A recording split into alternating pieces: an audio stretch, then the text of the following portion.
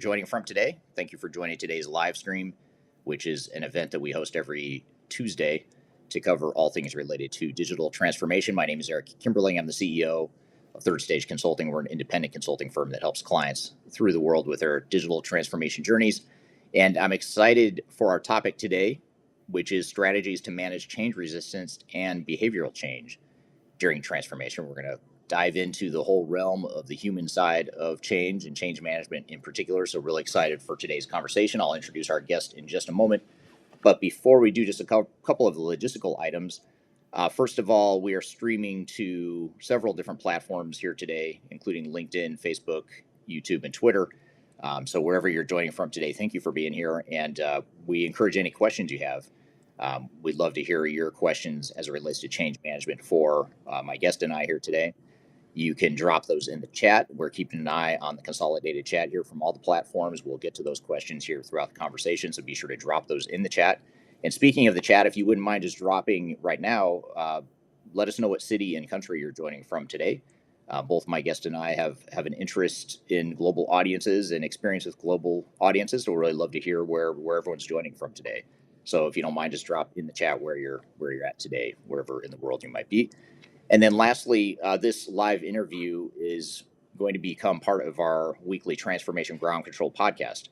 So you're getting to be behind the scenes as part of the live production of the podcast. This episode that will feature this interview will get released a week from tomorrow.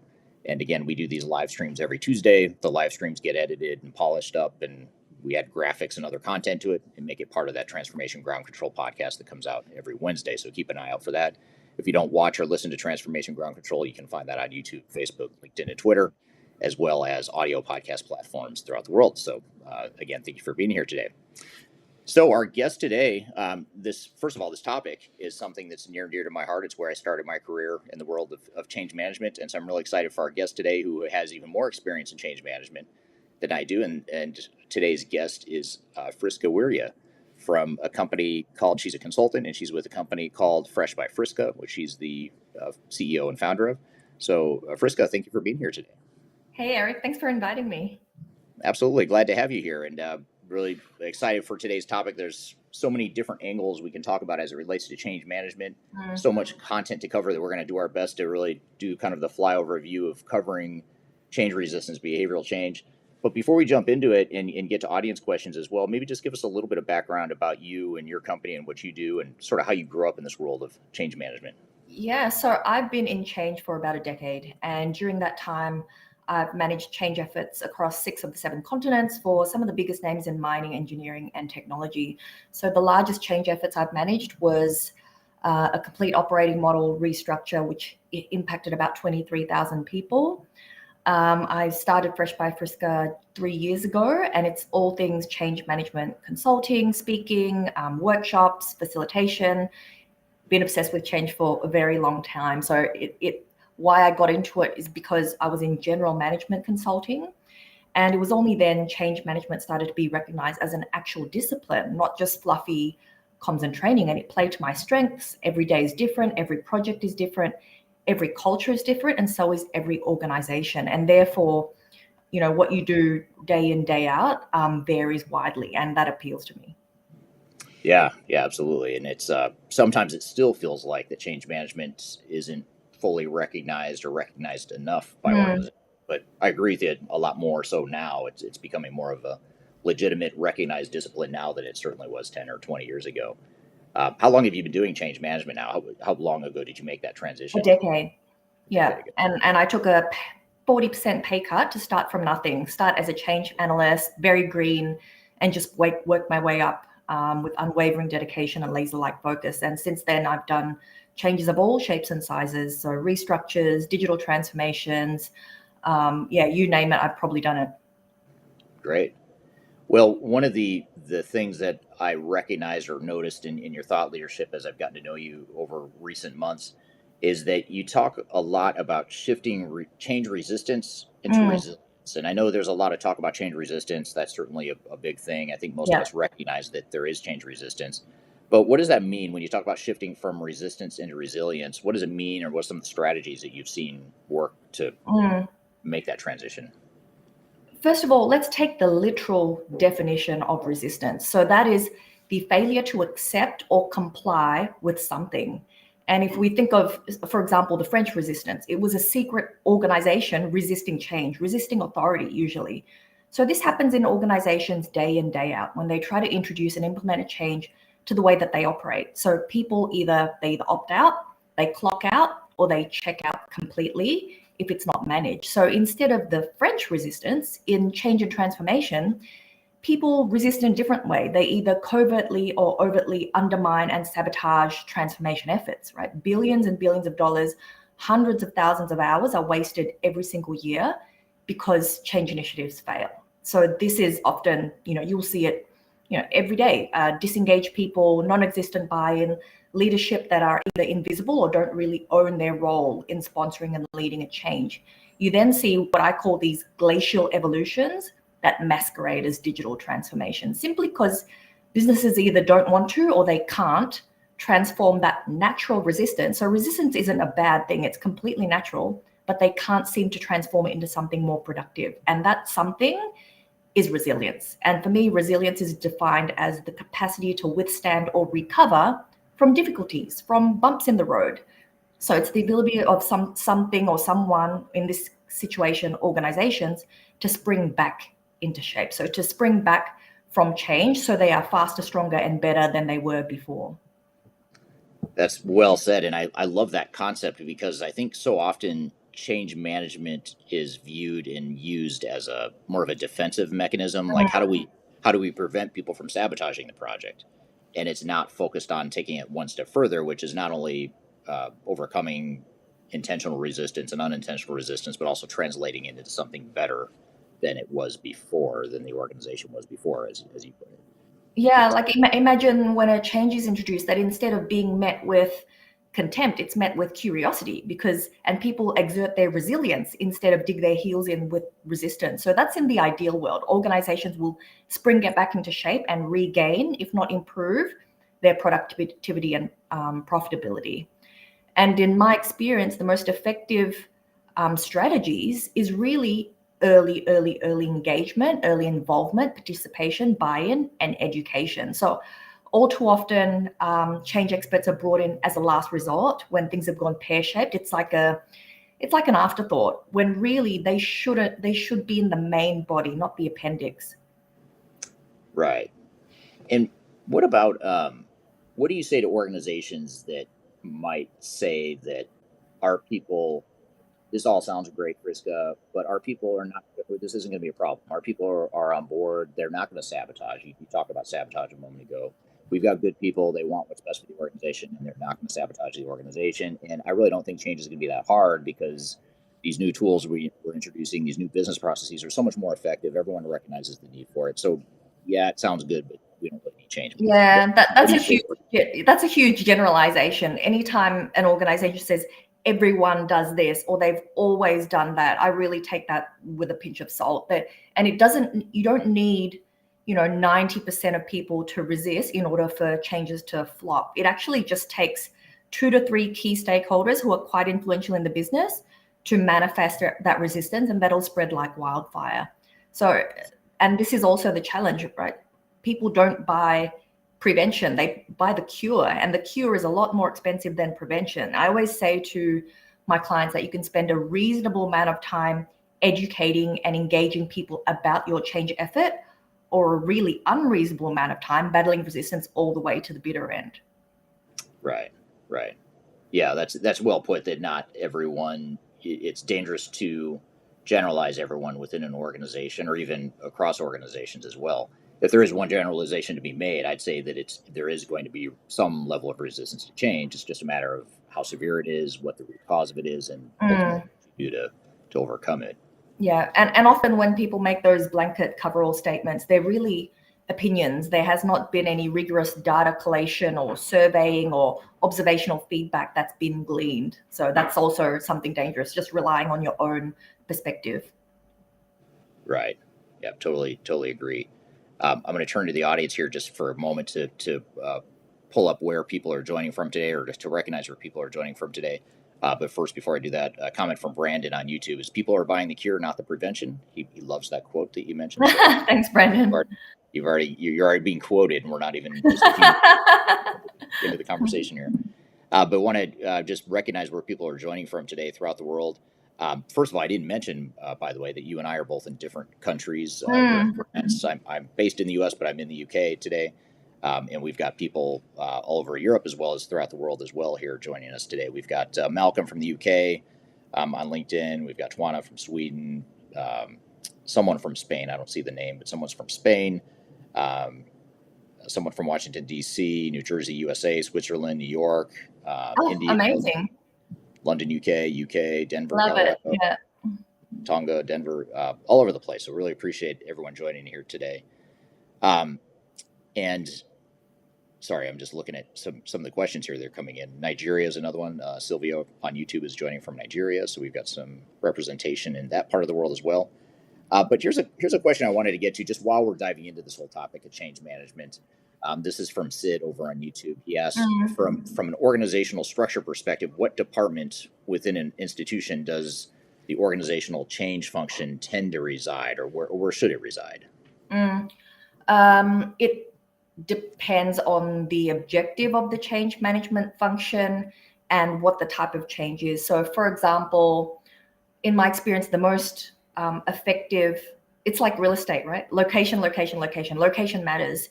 If it's in comms, if it's in HR, I'm sorry, but it's dead because they don't have a great reputation, and often they're the biggest resistors of changes. So when my changes have been received really well, they're either in operations, the COO's tent, or the CFO. So someone with gravitas, someone with the purse strings, someone that's got a good reputation. So usually operations, and definitely related to performance, because you want to underscore the message that change management is not, it's not a nice to have, it's a must have. And we've all seen many examples of organizational initiatives in the corporate graveyard. Some of the most expensive blunders, Daimler-Benz, Blockbuster, etc. It's all change management failures. Right. And it's really interesting that you said that. I don't know that I've heard anyone say this out loud, was the part you said about HR and comms. If you put it in HR and everybody comms, always says that. No one said it out loud yet, but everybody's thinking it. I've just got the guts to say it out loud. Right. But that's the natural inclination for a lot of our clients, and yours too, it sounds like, is let's put it in HR because that's the people talent management side of things. And so intuitively it sort of makes sense why you'd want to put it in HR. But what you're saying is there's not enough pull and credibility within HR in order for change management to get the recognition and attention it deserves. Yes. I mean, intuitively, yes, it makes sense because it's all about people. But most HR departments, and yes, I'm making a generalization, so don't send me hate mail, people. HR functions are generally concerned with compliance, right? Checking the box, etc. That's what they're there for, dotting the I's and crossing the T's. They're not really interested in driving performance, driving innovation, brutal execution and efficiency. So those sort of things usually happen in operations. So my background is mining, engineering, and oil and gas, and that's where the change management has resided. Right. Yeah, and especially in a operation heavy or intensive industry like you just mentioned, mining, engineering, etc. It seems like it's even more important that you have that.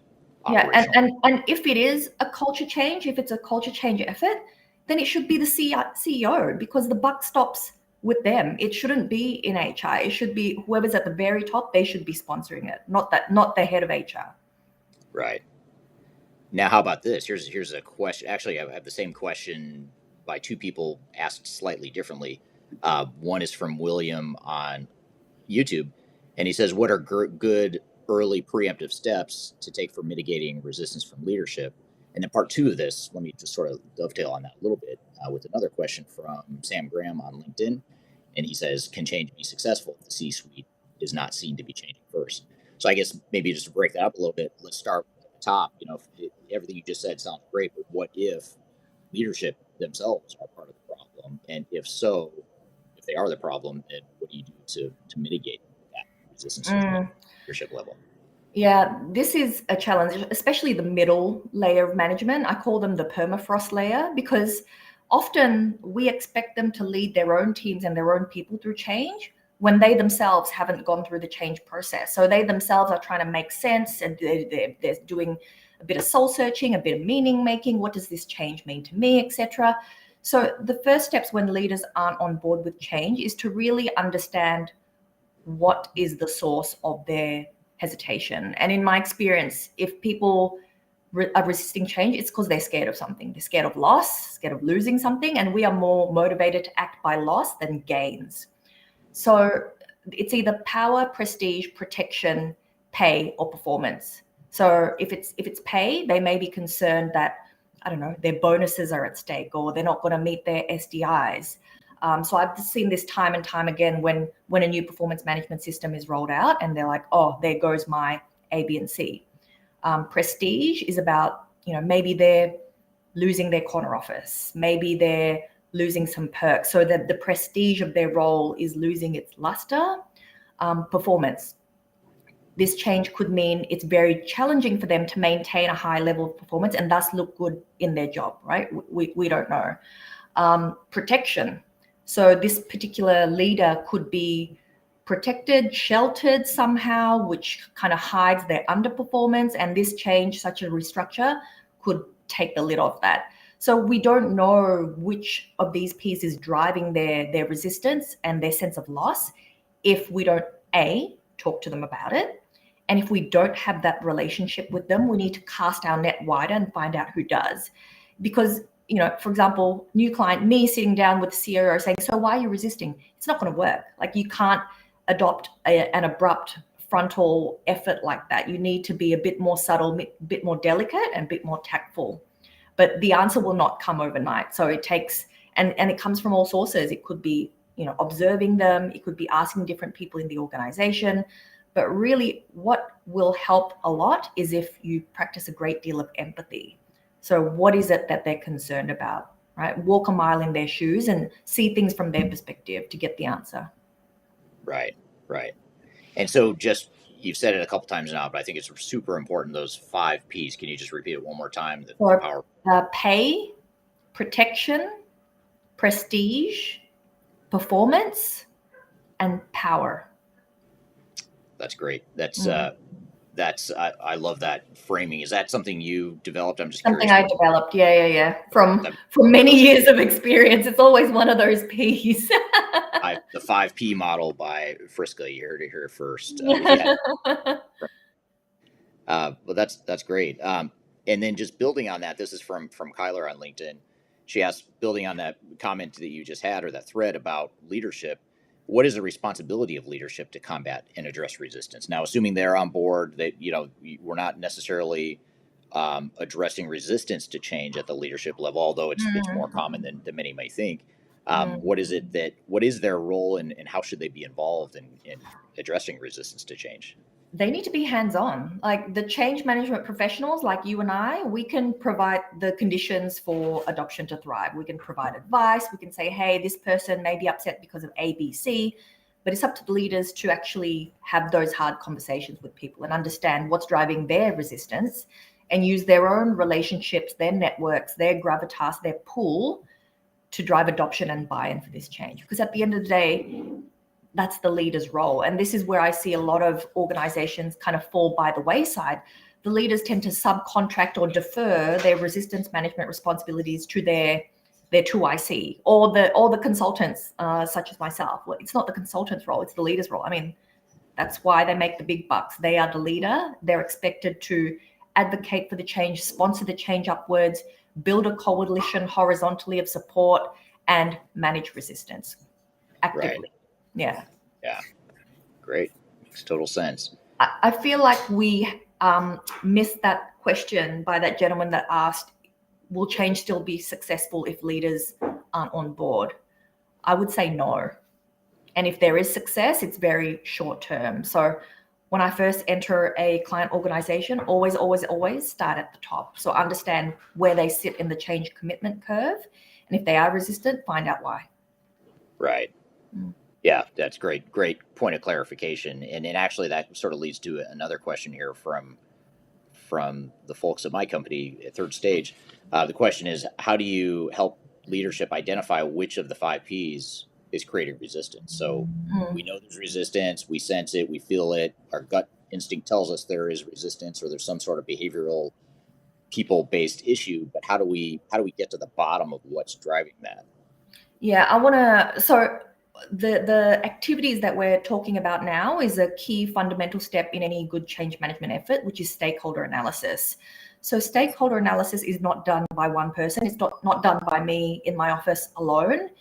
It is, shared amongst a few different key stakeholders in a business to make sure that we really understand the root cause of the resistance, because they're the ones with the years of tacit, organizational knowledge. They understand the culture. So the change management consultant facilitates that process. But it's through a combination of sources. It could be one-on-one conversations. It could be focus groups, right? People are often uneasy to voice their opinions so directly in a one-on-one conversation, but in a group setting, they're more relaxed. So you can collate data in a variety of different ways. Interesting. Yeah, and I think it's first of all, understanding what those 5 Ps are and sort of what the common root causes are makes it a little bit easier to at least know what to look for and know that there's some underlying driver. Because I think a lot of times it seems like people that aren't involved in change management day to day, they assume that the only form of resistance is going to be the full on sabotaging, the really obvious, like, I just don't care about this project. I don't want this project to happen. I was never on board from the start. And that, I don't know what your opinion is or what your experience is, but that's pretty rare that you see that, the sabotage. I mean, it's usually a lot more subtle. Yeah. And so subtle that you can't actually draw a red line that links, yes, that's sabotage. It could be as simple as not getting back to the project team on feedback on a particular design by a certain date. It could be 2 weeks late. It could, this person just may forget to show up to steerco meetings. Resistance comes in all shapes and sizes, and very rarely is it that overt, direct, sabotaging manner. Yeah, absolutely. You have a fan here in Eduardo on LinkedIn. So glad to see you in action. So one of your many fans joining us here today. Awesome. Happy New Year, Eduardo. And then here's a question from Ratna on LinkedIn. Ratna asked, leadership do not always have the operational experience. From my experience, they have never been in the user's shoes. They have a gap of understanding the resistance. Is this not part of the problem? What are your thoughts there? So first of all, leaders never understand why people are resisting. It's up to the change professionals to explain why they're resisting and what's causing it. But yes, leaders often don't walk a mile in another person's shoes. But me, for example, the biggest program that I was on, it was for the world's largest single policing jurisdiction. So 8,500 police officers, 1,500 civilians. It was a technology project, a very significant one, because it was upgrading a piece of technology that was over 20 years old. And because it was so old, it was like going from the blue screen death of MS-DOS to the latest generation iPhone. But what was most important about this is that it was like a heart and lung transplant. This particular system was dependent, intersected with, Department of Justice, Department of Health, etc. And if you get this change management effort wrong, it really is life and death, because it is the system that we rely on. This is in Australia for 000 calls to assistance, or 911 if you're in America, whatever your emergency number is. So imagine sending a helicopter in the wrong direction, or police cars to the wrong address. So often the very senior people, the commanders, wouldn't understand why the change management budget and resources needed to be so large. But it's up to us as the change management professionals to explain that articulately in language that they understand. So it's not up to the leader to understand resistance. I totally disagree with that. It's up to us to get the data, hypothesize, provide a recommendation, and it's up to us to explain that well and push for the case for investment in change management. Is it fair to say then that it is the responsibility of leadership to recognize that they don't know what the source is and understand that there is a problem. Maybe I don't fully understand it because I haven't been in the user's shoes before, but there's something there and I need someone to help me fill in the blank. Is that how Yeah, you frame?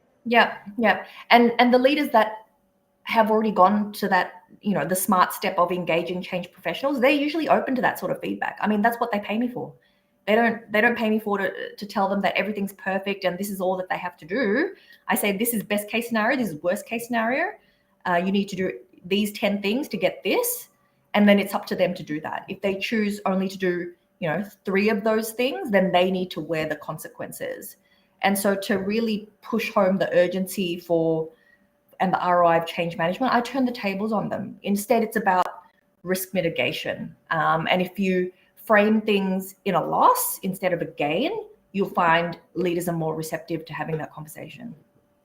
Yeah, very well said. Just to build on the thread prior to this, when we were talking just a moment ago, this is from William. He just makes the comment that William on YouTube says that the worst resistance will have a pleasant face. To agree with that, I think that's really well said, because I want that on a t-shirt. That's brilliant. That's a good idea. Yeah, so there's some free advice here from our live stream. We won't charge you for that free advice. That's your branding for your next project. We need to have some third stage merch here after the show that people can get. I know. Imagine that. Like, hey, and by the way, if you want to buy a T-shirt that says this, buy a T-shirt. So thank you for that, William. Great comment. And just sort of going with this leadership theme here. This is from Laurel on LinkedIn. Laurel asks, can you talk more about the role of culture in the identification and management of resistance? And can a culture be fostered that could help reduce resistance to change overall? And this actually leads into another question I have for you, but we'll start here with the culture. Can you breed it? Can you create a culture that is easier to, or that overcomes resistance easier and helps reduce resistance to change overall? Yeah, a culture that's actually open to, that values openness, autonomy, and connection. Because if you have a culture of openness and transparency, people will be very comfortable telling you why they're concerned, why they're resisting, and it'll be a lot easier to manage change that way. But people are not forthcoming with their reservations, so you have to do a lot of digging, a lot of detective work to really uncover what's driving their resistance. Can a culture be created that's more open to change and less resistant? For sure, definitely. You can create any culture you want, but it's not for the faint-hearted, which is why the failure rate is like northwards of 86%. It will take time. How long? It's really hard to say, because leaders ask me this all the time. How long? It's not dependent on me. It's dependent on how well you live your values, how often you communicate it, and how regularly your leaders are seen role modeling it, living and breathing it. So it's like, how long's a piece of string? But definitely, I think a culture that's open to change, more embracing, is definitely possible. And there is such a culture that where change initiatives are more readily accepted. So as a generalization, when I talk to my counterparts in different areas of the world, they say that the US is actually more open to change, more embracing, more open to trying new things. So very different to Australia. Right. But yet in the US and other parts of the world that you would think they'd be more open to change or be more successful with change, you still have super high failure rates that are probably right around 6%. So even with that, perceived higher Agree. openness and everything, still have challenges. Yeah. And I think you also bring up a really interesting point, kind of going back to the 5 Ps. So you talk about the 5 Ps, which are the power, prestige, pay, etc. That's more like the individual based sources of resistance. But then the next layer up is like the organizational dynamics and culture that could cause resistance. And you just touched on a few of them, which is not having a culture of openness, or not having a culture of collaboration, or operating in silos. A lot of times you look at things that are just inherent in your DNA in the current model, and it's not by design, but those things, those organizational cultural nuances, are the things that cause groups of individuals to resist change or struggle with change. Would you agree with that? It's almost like there's individual based resistance, but then there's the organizational dynamics that could cause even the best intentioned people to resist change. I mean, if the organization has, and also if the organization has a history of failed change initiatives, then people know what to expect and they know it's always painful. So of course they're not going to be supportive. And to try to kind of explain how this plays out. So I think I've told you this story. I'll give you an example of a one-on-one personal situation, and you can imagine how this plays out in large organizations. So I was in Sydney one day walking along George Street, which is one of the main thoroughfares there, with my best friend. We were looking for somewhere to have lunch. And out of the corner of my eye, I spot a new falafel restaurant. And I said, oh, I've seen that falafel restaurant be written up in the Australian. It had really good reviews. We should try it. And she didn't even entertain it. Straight away, she said no. And I said, what do you mean no? Like, I just told you it won these awards. It's been recognized this. And she said, no, I tried a falafel restaurant once 8 years ago. It was really bad and it upset my stomach. Never want to do it again. From one bad experience. But you can see how this plays out in organizations all the time. It's like, oh, we had a restructure 5 years ago. All my mates were laid off. Communication was shit. Of course, people are not going to put their hand up and think, oh, great, here's another restructure. So it just takes one bad experience with change to kind of really ingrain that knee-jerk negativity anytime a new change is introduced. Even when you say, you know, it's new leaders now, we've got a new consultant, things will be different, da, da, da, da. So people are resistant, which is why change management consultants are always on the back foot, because usually change hasn't been done well in an organization and people aren't going to put their hand up for more pain. Yeah, well put. It's almost like we all have our organizational and individual baggage, PTSD, whatever you want to call it. Yes, PTSD. Yeah. And it gets triggered pretty easily if we don't, all things being equal, it's going to be easy to trigger that. Mm. Now, we were talking about culture a moment ago, and just building on that thread, one thing that I've noticed following you on, so I learned about you by following you, I think it was on Instagram, and then I started following you on LinkedIn and other platforms, and then we talked and started talking about doing this collaboration. But one of the things I noticed you talk about in some of your thought leadership is digital ready culture. And for example, I'll just talking about resistance to change before I get to this question. Yeah. So I'm in a hotel room right now, which this is not my usual podcast setup. I don't have my microphone. I don't have my lighting. I don't have my big monitor, so I have to pull it up on my phone here. And so as I was reading this question, I was thinking to myself, I'm struggling with change right now at the moment as well, which is ironic given the topic of the conversation here. But just I guess that's a way of saying that we all struggle with it, even us as professionals at times. But when you talk about culture in an organization, how do organizations create a digital ready culture? Because you talk about digital ready cultures in some of your thought leadership, but maybe explain what is a digital ready culture and how do we build that within our organizations? So the future is going to have like a digital spine running through it. That's without a doubt, whether it's ChatGPT, whether it's, algorithms, whether it's analytics.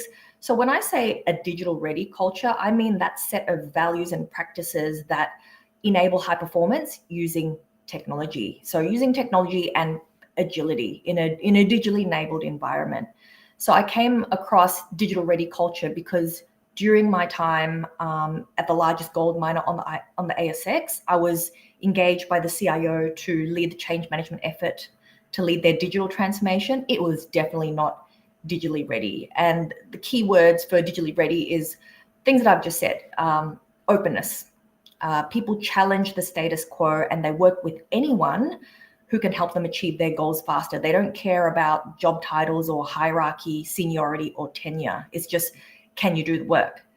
Innovation. So they focus on constant innovation and they are very into continuous improvement, and profit will follow. Agility. So when you encourage innovation, things happen faster. Things move forward and they happen more and they happen more often, more frequently.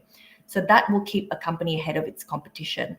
And lastly, autonomy. So people actually have the freedom to make up their own minds. They do what's right for the company. They set a goal and they're given the autonomy to decide how to reach that goal. So those are the 4 practices of a digital ready culture.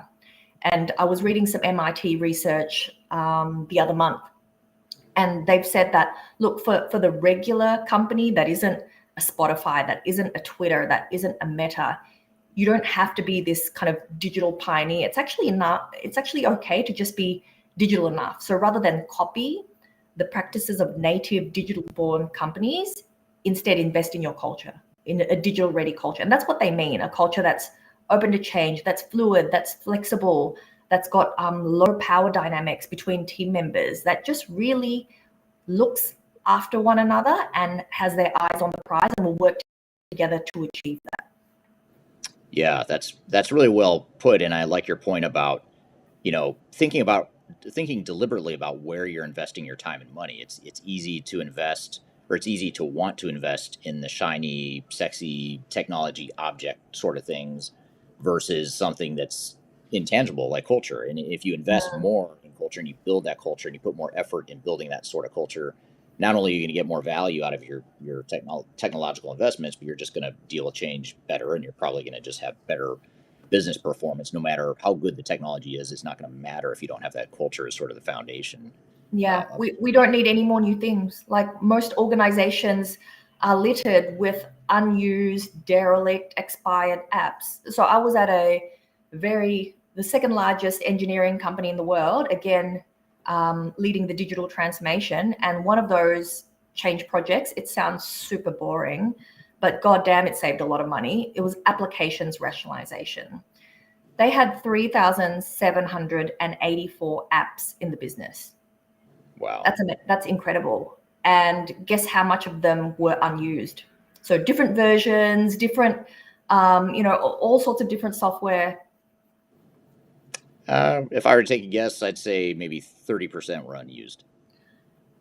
Try 80%. 80% were unused. Unused. Yep. Okay. Yeah. And so for one particular engineering software, Leapfrog, they have 5 different versions. That's 5 different support costs, 5 different licensing fees. So that change was to whittle that down, and that number went from a couple of thousand to 490 apps. Right? Wow. Very unsexy change, but very important to help that profitability and the productivity of that company. Yeah, it's interesting. So you have this transformation that isn't adding, massive amounts of new technology. You're taking away, which is taking away. Yeah. And there was a lot of effort done to, if we've got 5 versions, which one do we stick with, right? Which one do we actually use? So that's when ROI comes into it, etc. So yeah, it was very interesting, actually. Yeah, and software providers tend to feed on that human desire to want to buy stuff, and that's a great ROI case study example of a company that invested too much potentially in technology, maybe not enough in the culture or not enough change activities. But that's an example where people just wanted the latest and greatest, the newest things. It's shiny ball syndrome all over again. You don't need all the fancy, shiniest new toys. You just need this core set that enables you to propel your business forward, whatever that business is. Right. Now, we were talking about culture, and you talked about autonomy, and it actually kind of connects well to this question from Sam, which I love this question because this is something I struggle with as a change practitioner as well, which is I've worked in countries where it's normal for people to do what they're told. Is change easier or harder in those circumstances? And maybe I'll just back up, maybe broaden that question a little bit more to say, does geographic, cultural nuances and differences do different cultures in different parts of the world manage change or resist change in different ways? And if so, how do you navigate that piece of it? Definitely. So in certain cultures, for example, Filipino, Malaysian, Indian, if they don't understand or disagree with something, they actually will not tell you outright. And you need to ask the same thing like 4 different ways to uncover their baseline understanding of A, what they need to do, B, how this change will impact them, C, are they on board or not, and if not, why not? So yes, cultures impact change management efforts for sure. So a tool that I've used for a number of years now is something called Culture Wizard. Culture Wizard is, there's a drop-down menu, you can sort by country, and it's got characteristics of that particular culture, like how they communicate, their outlook of hierarchy and power, what to do, what not to do in a business situation. So it helps a lot, and it helps you, knowing that helps you tailor your change management efforts by region. And if it's a global rollout, always, always, always, I'm a big believer in glocalization. People don't want things done to them. They want things done with head office or with the support of global. So if there's a standard master template for all things change, that's fine, but give the regions the autonomy and the power to adapt to their local circumstances. Yeah, that's a great point, and that kind of runs counter to the way a lot of organizations run their transformations. Is they'll say, well, we'll pick a pilot location. Maybe it's our headquarters. Maybe it's just another smaller location. We'll pick that. We'll pick that pilot location. We'll define what the changes are going to be, and then we'll take that as a template, and then we'll roll it out to all the other organizations or Yeah. all parts of the organization, which might work well from a software and process design perspective, but it sort of backfires when it comes to the change acceptance, change resistance, and performance improvement. Would you agree with that, or Yeah. have any thoughts? Yep, definitely. And also when it comes to culture, I mean, it is deep rooted. And just because, like, for example, I was at a mine site and the GM wanted suggestions to improve health and safety. And in that particular ethnic culture, it was considered rude to suggest changes to the way how a leader is doing things today. And at each meeting, he would draw a red box and he'd stand in the red box and he'd be like, right, we're not going to leave until someone gives me a suggestion on how to improve. But the first time he did that, obviously, he got crickets. And the meeting ran over time and he had no choice but to abort and leave. But he kept on doing it. And after meeting 4, he then was smart and allowed quite a big buffer time after that meeting. So there's no other meetings. So people had no choice but to sit in very uncomfortable silence until someone spoke up and said something. So when that happened, he jumped on it. And just like change professionals, we need to jump on it when people show early signs of adoption and support for a change. He praised that person, promoted the suggestion, talked about it all the time. And from then it got easier and easier to do. But lots of people give up after the first meeting and they don't get an answer. They're like, oh, well, that didn't work. I'm not going to do that again. But you can't give up. You have to keep going, show consistency, because consistency breeds trust and trust breeds commitment. Yeah, well said. Now, here's a sort of a related question here from LinkedIn. It's how important is establishing the trust of the team in you as a change management professional, and what approaches do you use to establish trust? And maybe I'd add to that, not only is it asking the question of is it important to establish trust between transformation team and change management professional, but also just in general as an organization, how important is trust in overcoming change resistance? I think trust is the currency of the 21st century. So, right, the fundamental building blocks of high performing teams is trust. So I think without it, you're not going to get the results that you want when it comes to adoption, commitment, engagement, etc. How to build trust is really openness, getting to know really grassroots stuff. Like, let's just get back to basics. Like, introduce yourself, explain what you're there to do, understand who they are and what they are trying to do. And slowly but surely you will build that trust. People just need to get to know you. And as a change management professional, often we face very high levels of distrust. Like the number of times I've sat down one-on-one with someone and they think the change means they're getting fired or they're getting made redundant or something diabolical is happening. So that if you know that, just be patient and just small steps, baby steps, right, to build trust. Yeah. I love that. The trust being the currency of the 21st century. It seems like with technology accelerating and just today at lunch, I was talking to colleagues here in the UK about artificial intelligence and the impact that artificial intelligence is having on our ability to write, potentially our ability to write, or even our ability to have a conversation like this, because in theory, you and I could have just created avatars and typed up some scripts and had those two avatars talk to each other and it made it look real, but it wouldn't be real. Yeah, but I trust you, Eric. I already added you on TikTok, so. Right. Yeah, you must really trust me if you're Um, but to the point though, I think technology has a way of making trust more scarce, and so there's like a scarcity of trust.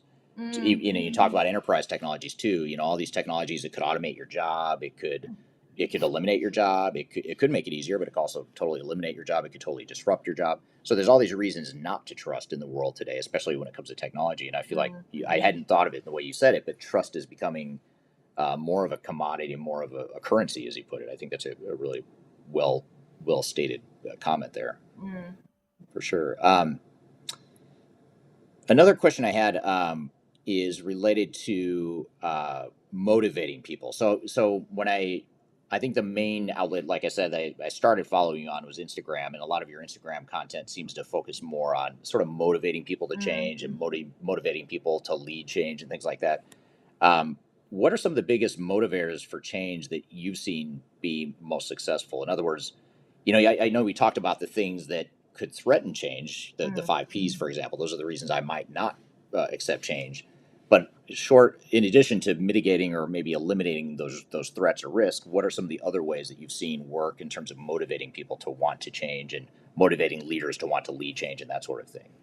Um, Depending on the type of change, I think it helps for people to understand the change commitment curve. Like it's actually normal to feel anger, to be in denial, to resist, etc. But then you show that you gradually move forward and you move into empathy and openness and understanding and meaning making and finally commitment. And it's okay to go back and forth. Like change is not a linear process. Like some days may be off days and you're like, you know what, I don't know why we're even doing this. And you'll go back a few stages. That's completely normal.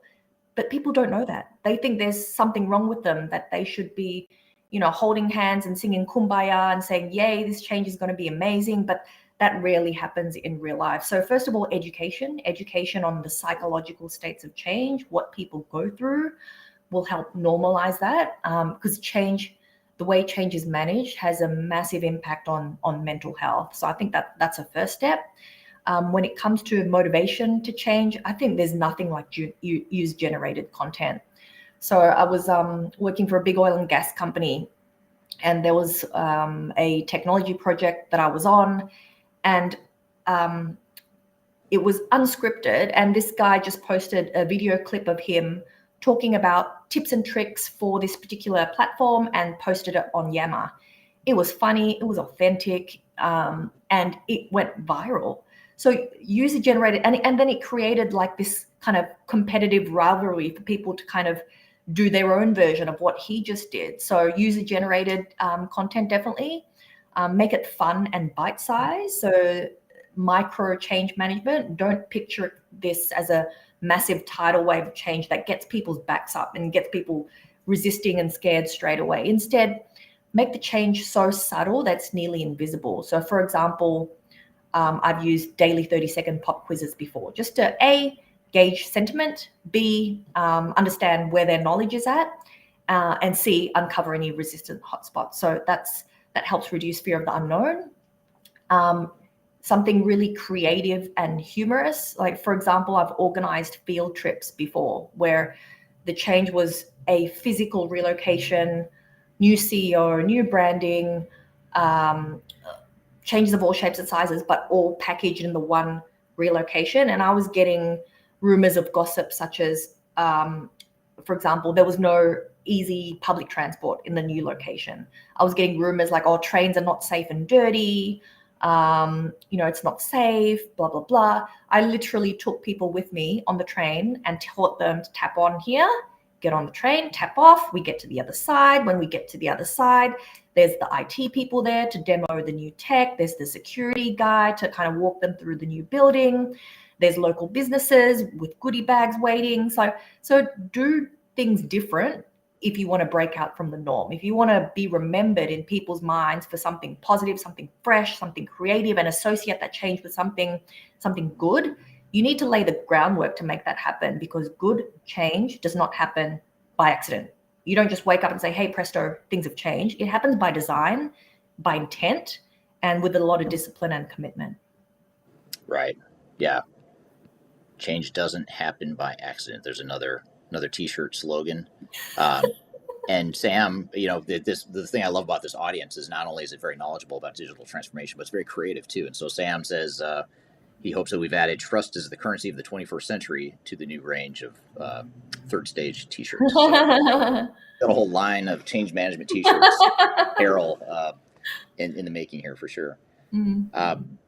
So there's another question here it goes back to a point you were talking about earlier, but I think it's worth noting because I think this is, in my opinion, one of the hardest aspects of change management, and that is back to the leadership thing. I don't want to beat the dead horse, but it is important to touch on this because a lot of times what happens is you come in as a change lead, whether you're an outside consultant and or you're part of a change team internally, and you're having to manage change up. Managing change side to side and down is in some ways easier because you have the authority, I guess, for lack of a better word, to do that. But when you're CEO or CFO, so let me go back to the question then. This is from LinkedIn. How do you convince a CFO or CEO that he has to allow changes that he wants when he is the main obstacle, he or she is the main obstacle? Sometimes words are not aligned with actions, and it leads to affect trust in the leadership. So, sort of like walking the talk and ensuring that your leadership team is on board. And how do you convince a leader that they're doing something that's undermining change or it's creating some sort of problem, whether intentional? Oh my God, that happens all the time where, one offhand remark by a CEO can kind of erode 2 months of change management efforts, right? Commitment building, et cetera, et cetera.